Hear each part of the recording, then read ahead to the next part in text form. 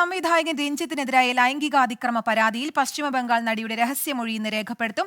ഉച്ചയ്ക്ക് ശേഷമാവും രേഖപ്പെടുത്തുക. കൊൽക്കത്തയിലെ അലിപൂർ സെഷൻസ് കോടതി മുമ്പാകെയാവും നടി ഹാജരാവുക. നിധിൻ അംബുജൻ ചേരുന്നുണ്ട് വിശദാംശങ്ങളുമായി. നിധിൻ, എപ്പോഴാണ് മൊഴി രേഖപ്പെടുത്തുന്നത്? കൂടുതൽ വിവരങ്ങൾ ലഭ്യമായിട്ടുണ്ടോ? കീർത്തന, നിലവിലിപ്പോൾ മൊഴി രേഖപ്പെടുത്തുകയാണ്. സംവിധായകൻ രഞ്ജിത്തിനെതിരായ ലൈംഗികാതിക്രമ പരാതിയിലാണ് ബംഗാളി നടിയുടെ രഹസ്യമൊഴി ഇപ്പോൾ രേഖപ്പെടുത്തിക്കൊണ്ടിരിക്കുന്നത്. കൊൽക്കത്തയിലെ ആലിപ്പൂർ സെഷൻസ് കോടതി മുമ്പാകെയാണ് ഈ ബംഗാളി നടി ഹാജരായത്.